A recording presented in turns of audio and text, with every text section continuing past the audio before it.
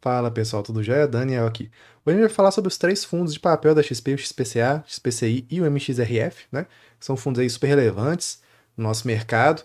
E claro, né, aquele recadinho de sempre, caso você queira um fundo específico, é só você ir para a parte do vídeo que esteja falando daquele fundo. Mas se você quer conhecer todos os três fundos, eu acho interessante essa perspectiva, né, de comparação, porque a gente consegue olhar ali as características diferentes de cada um no mesmo vídeo, então é bem legal. Aí você fica com a gente até o final, beleza? Mas antes, claro, se inscreve no canal, deixa aquele seu like maroto para que esse vídeo chegue a mais pessoas que têm interesse nos fundos de papel da XP, beleza? Sem mais enrolação, bora pro vídeo. Vamos começar com o XPCA 11, que é um fundo ali de crédito agrícola, né? Um FIAGRO relevante, né? Importante na nossa indústria. Ele nesse relatório de junho de 2024, né, traz, né, 9 centavos por cota, um yield bem interessante de 1,3%.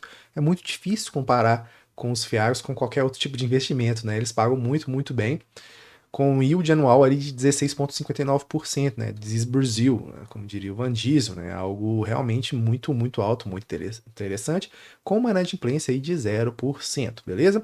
Uma média diária de liquidez de 1,54 milhões de reais, então super tranquilo, tá bom? Muito tranquilo mesmo, muito interessante. Duration bem curtinho de 1,93. Lembrando que a duration não é igual ao vencimento. Duration é o tempo que você vai demorar para receber esse rendimento, esse investimento naquele seu ativo em específico, né? E isso aqui é muito importante você entender. O duration, quanto maior ele, em tese, mais arriscado, ok? Só que isso vai depender de operação para operação. Por exemplo, quando a gente comparar com os FINFAs, os durations eles são muito maiores do que os FIAGROS. Só que todo projeto de infra vai ser mais arriscado do que o do agro, do que uma operação do agro? Não, correto? Então você tem que olhar operação por operação, tá bom? Então é bom você ter essa noção, mas é importante você olhar também produto por produto, perfeito? O valor patrimonial da cota de R$ 9,49 reais, com uma taxa de administração cara, né? Os FIAGROS têm esse ponto negativo, né? Uma taxa de administração de 1%, perdão, e uma taxa de performance aí de 10%, que é CDI, 100% do CDI, o que é bizarro, né? Já que a gente sabe que os títulos ali vinculados ao agronegócio, eles são CDI mais 4, 5%, né? Então é quase que uma taxa mínima garantida aí. Número de cotistas, 103 mil cotistas. Durante o mês de junho, a carteira do fundo permaneceu totalmente adimplente. Show de bola, né? Sem atraso de amortização e juros e também sem necessidade de repactuação de fluxos de pagamentos. O destaque do mês foi para a aquisição de uma nova operação no fundo OPI, cujas cotas são alvo de investimento do XPCA. O ativo em questão é uma CPR da companhia Fazenda Tecorrá, pertencente ao produtor rural Bruno Melcher, devedor este que possui mais de 15 mil hectares de soja e milho no Mato Grosso, além de forte atuação em pecuária. A gente vai falar um pouco sobre isso daqui a pouco, perdão. Em que a equipe de gestão pôde realizar reuniões com diversas usinas de açúcar e etanol para acompanhar o andamento da safra, que eles estão falando sobre as visitas que eles fizeram, né? Eu grifei, como sempre, só as partes que eu achei mais relevantes, tudo bem? Não vou ler o relatório gerencial todo, né? Eu vou só olhar as partes mais relevantes e vou explicar aquilo ali que deve ser explicado. Pode-se constatar que o ritmo de moagem está acelerado.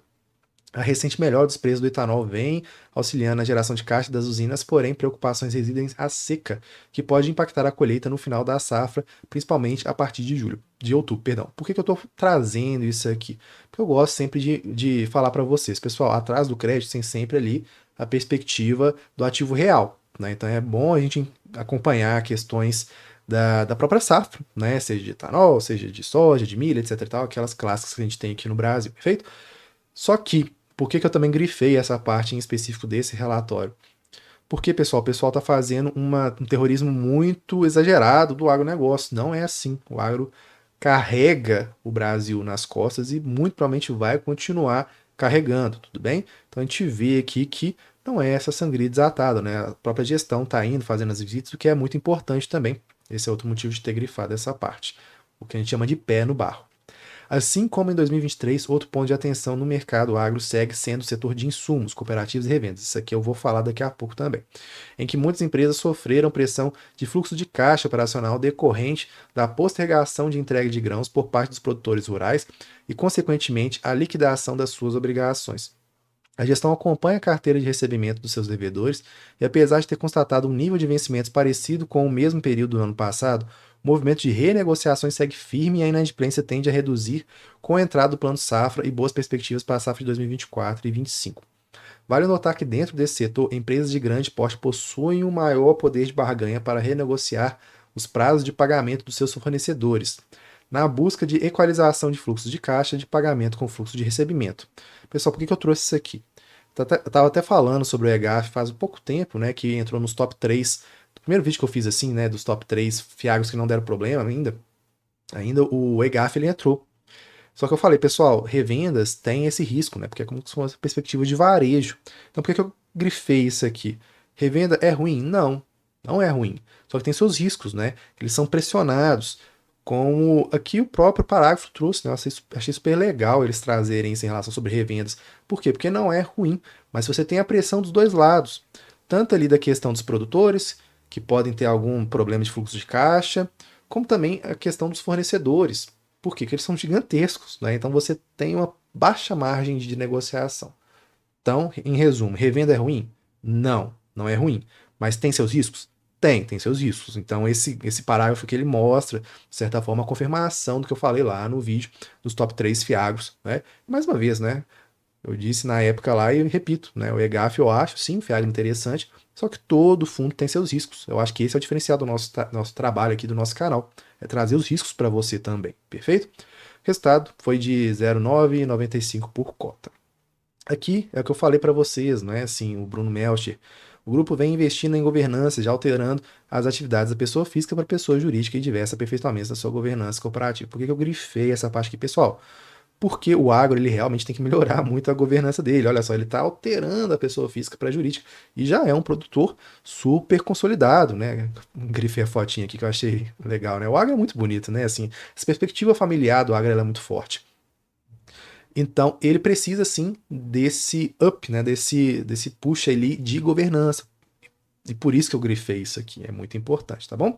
Atualmente a exposição ali é 18 milhões, que é 4,1% do portfólio, que já é relevante.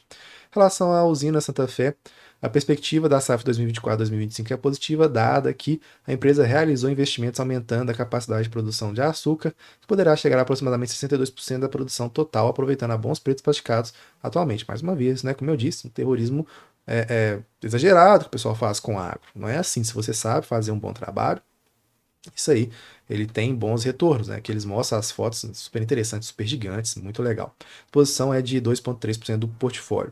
Aqui ele fala: ao longo do mês de junho não houve movimentações do portfólio do fundo, no entanto, duas operações seguem em estruturação pelo time da XP Asset. E aqui eu grifei, né? CDI mais 5,25% e CDI mais 4,6%, que faz lembrar a gente lá de cima quando eu falei da taxa de performance. Entende agora? Olha só, são taxas muito robustas, né? Muito altas, CDI mais tanto. Bater o CDI já é difícil. Já é bem difícil. Então essas taxas aqui são relevantes, então ponto positivo, claro, né, com seus riscos, etc e tal, mas é positivo. Só que aí a gente questiona lá as taxas lá em cima, perfeito? Regime caixa e regime competência tem essa diferenciação. Regime caixa é quando de fato entra ali no caixa, né, como o próprio nome já sugere. Então tem essa variação por causa disso e as despesas operacionais vêm aqui bem relevantes, né? Como eu disse antes, os FIAGs a gente tem que sempre questionar essa questão das taxas, né, de performance, especialmente as taxas de performance, perfeito? As taxas de administração também, né? De gestão também.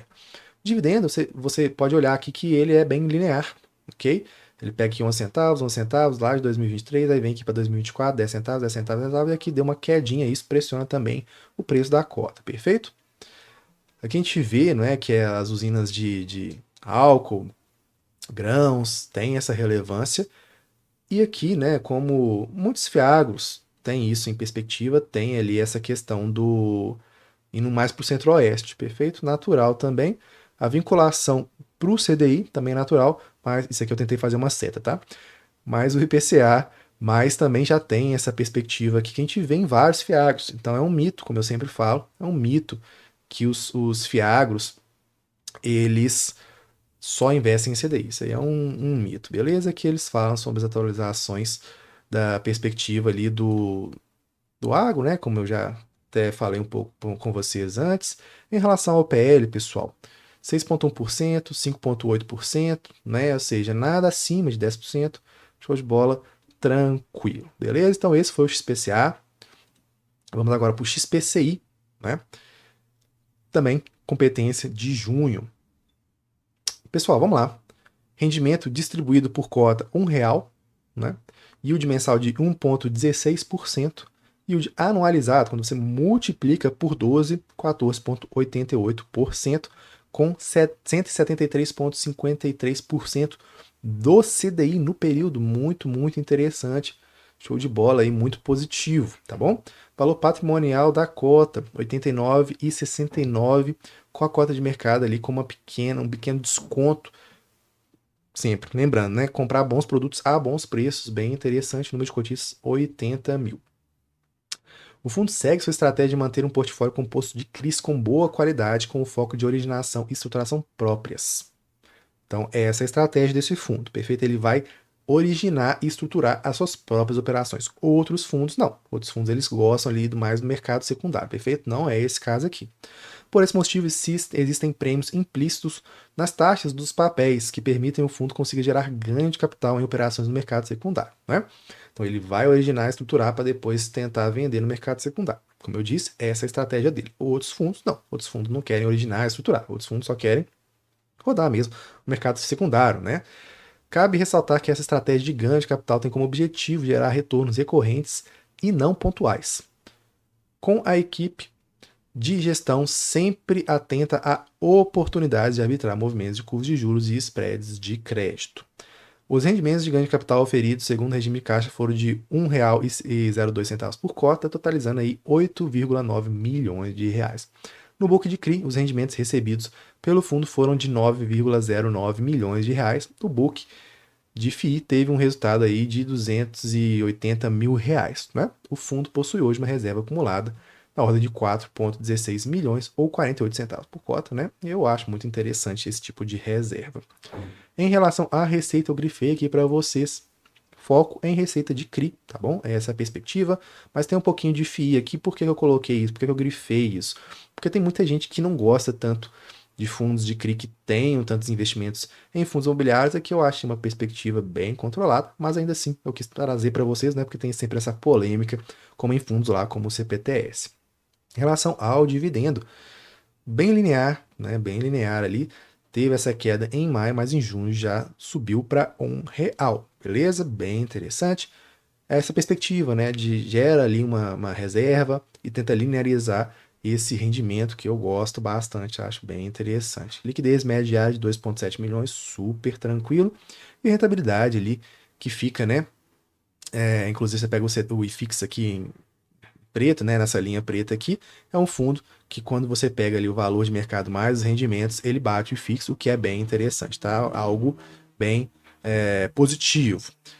Residential Real Estate também, né? Então aqui é uma perspectiva que a gente vê crescente no nosso mercado, né? Mercado residencial. Seria legal colocar isso aqui em português, né? Mas aí eles colocam aqui também residencial, crédito corporativo, enfim. 28% versus 71,6%, mas qual que é o foco aqui? O IPCA, perfeito? Claro, né? É interessante também ter essa mescla ali. Por quê? Porque quando o CDI sobe, você tem esse retorno, mas quando o IPCA sobe, você tem esse retorno também. Normalmente, ali é uma boa estratégia de se ter, tá? Claro, tem fundos que tem só CDI, fundos que tem só IPCA, aí vai do investidor escolher isso, tudo bem? Aqui tem a estratégia de FIIs, né? Como eu disse, né? São FIIs, né, necessariamente ruins? Não, não são. Só que tem gente que não gosta tanto assim, por isso que eu resolvi trazer.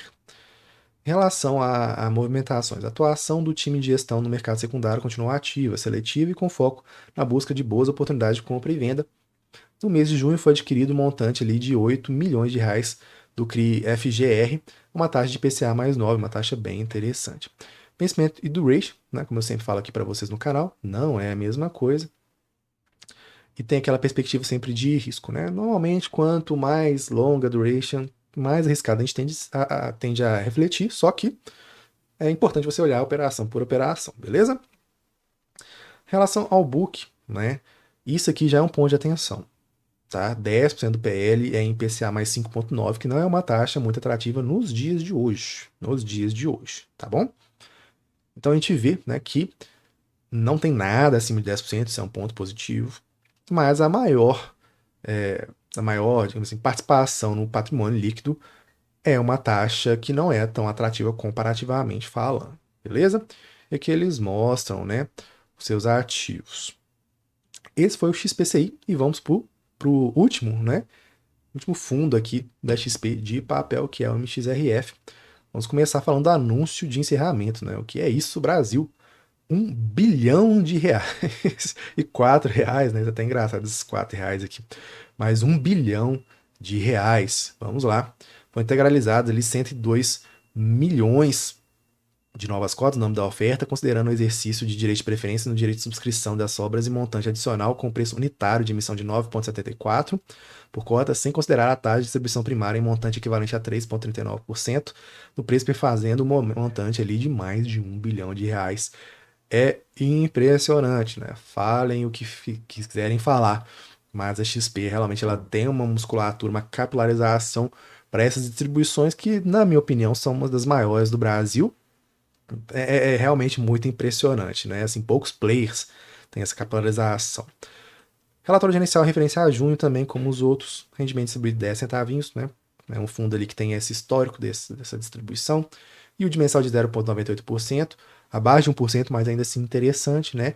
E o de anualizado, quando você multiplica esse dividendo por 12,37%, interessante também, com 153% do CDI. O pessoal mete muita lenha no MXRF, não sei porquê. Tá? Assim, ele é o melhor fundo de papel do mercado? Não, não acho que seja. Mas, poxa, 153% do CDI, gente. Assim, eu sei que é o fundo que tem, né, maior número de cotistas, é incrível o que eles conseguiram fazer. Pegaram muito nessa onda também da base 10 muito cedo, né? Então o pessoal, em vez de deixar dinheiro na corretora, a gente brincava, né? Que é o dinheiro ali que sobrava. Mas, poxa, isso aqui não é uma rentabilidade ruim, tá? Não é de forma alguma. Bater o CDI não é fácil. 153% do CDI, poxa, interessante, né? Com uma taxa de administração de 0,9. Justa, né? Assim, no panorama do Maxi Renda, mais uma vez destacamos o elevado crescimento de cotistas na base do fundo, com mais de 1,1 milhão de cotistas. É muita gente, né? O maior da indústria de FIIs do Brasil. O fundo visa a alocação de 80% do PL em CRIs com bons nomes de crédito, com carregos atraentes e alto potencial de ganho de capital recorrente, com giro no mercado secundário e até 20% do PL em permutas financeiras, né? Que é essa outra sacada que eles têm ali. Né? Eles entram ali na parte dessa troca financeira mesmo em desenvolvimentos de maior risco, né, empreendimentos de maior risco, mas que esse fundo ele fica ali mais talvez na parte financeira, como o próprio nome já sugere, só que tem os seus riscos, né? Então eu acho interessante essa perspectiva de 80-20, né, uma estratégia de barbell que a gente fala no patrimônio nosso particular, né? Ou seja, você tem ali uma grande parcela, por exemplo, em renda fixa e uma parcela ali de 20, 30% em renda variável. Tem várias estratégias de alocação de patrimônio, de portfólio. Essa é uma das mais famosas.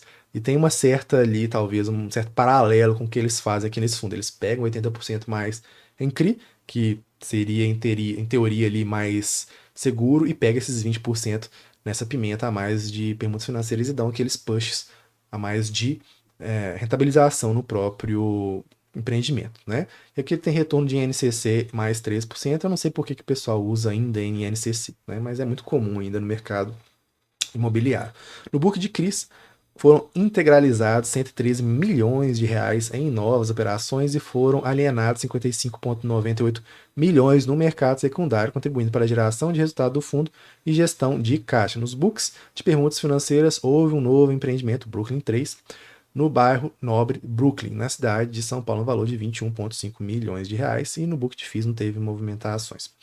Os rendimentos auferidos, segundo o regime caixa, quando efetivamente entra no caixa, né, por isso que a gente chama regime de caixa, 0,10 centavos, totalizando 33 milhões de reais. Como destaque, as operações de permutas financeiras distribuíram no mês 2,65 milhões de reais em dividendos, quando o book de CRIs, o resultado foi de 26,81. Né? Então tem uma perspectiva até relativamente relevante de 10%, né, desse resultado. No book de FIIs, o resultado foi de 3,83 milhões de reais. Também relevante comparativamente. Ainda em virtude do regime caixa seguindo do fundo dos meses de inflação alta, o fundo possui hoje uma reserva de acumulado monetário de 0,02 centavos por cota, né? Eu acho interessante essas perspectivas, como já disse antes, né? De gerar ali uma reserva de caixa para dias de vacas magras, né? Digamos assim. No regime de caixa, os rendimentos são distribuídos quando efetivamente transitado no caixa de fundo, que é o que eu acabei de explicar aqui. A distribuição de 10 centavos foi realizada no dia 12 de julho do mês passado para os detentores de cotas do fundo em 28/6, não é? O valor distribuído representou, considerando o preço de fechamento da cota ali do mês de 10/24, um resultado equivalente a 123% do CDI, ou ainda 145,74% do CDI com o gross up. O gross up é o rendimento tributável equivalente. Ou seja, se você compara com, por exemplo, um título público que você tem ali um imposto de renda, né? Então você faz esse gross up, beleza? Distribuições, como eu disse, né?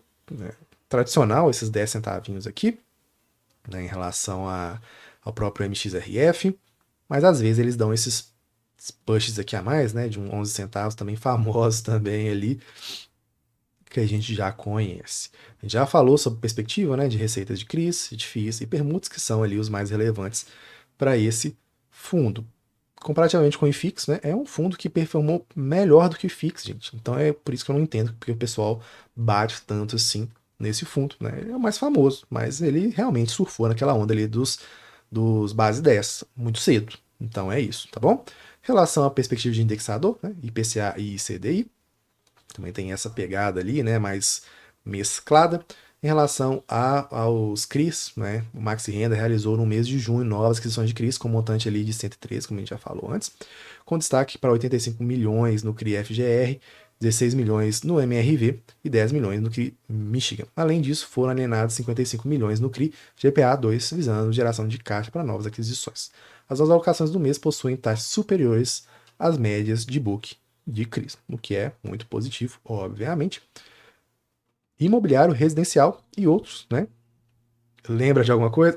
Por isso que é muito interessante fazer esse vídeo com vários fundos ali similares da casa, né? Ou pelo menos da mesma, entre aspas, mesmo setor, né? Por exemplo, aqui no caso a gente está fazendo de fundos de papel da XP.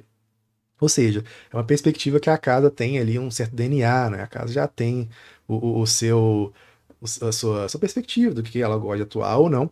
E cada casa, cada gestora tem ali a sua expertise, beleza? Em relação ao PL, super controlado, né? Nada acima de 5%, como a gente pode ver aqui, com carrego IPCA mais 9, IPCA mais 7,8, bem interessante, bem tranquilo. Aqui eles falam sobre as atualizações dos CRIs que já impactaram de alguma forma o fluxo, né? Eu só grifei aqui, mas de certa forma, né? A gente pega, por exemplo, o CRI Esser, que o fundo já concluiu a recuperação de crédito do CRI, o CRI Next Group, né?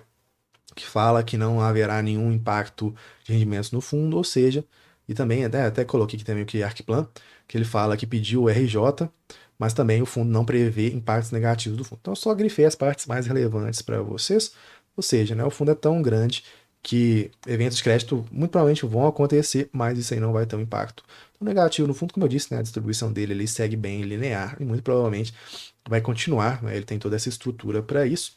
Só passando aqui para mostrar para vocês, por fim, para finalizar o vídeo de hoje, em relação a permutas financeiras, né, que eles explicam, né, que a permuta financeira aqui, em relação a isso, né, tem um fluxo específico, tá, para essa permuta financeira. Então, você vê que aproximadamente 20% do fluxo vem em uma fase anterior, né, de um período de construção mais do início da obra de 3 anos e meio, depois do habite, que vem esse repasse de 80% do fluxo. Por isso que tem essa pimentinha, entre aspas, né, inclusive, a maior parte do fluxo vem aqui no finalzinho. Então tem que ter esse fluxo de CRIs antes, né, para dar essa estabilização de rendimentos para o cotista. Aí depois sim tem esses punches a mais, né, esses fluxos, esses aumentos de fluxos por meio dessas permutas financeiras que o fundo já faz, já tem um tempo, né? E tem esses resultados a mais aí. Então foi isso. Espero ter gostado do vídeo. Se gostou, deixa o like, se inscreve no canal e até a próxima. Tchau, tchau.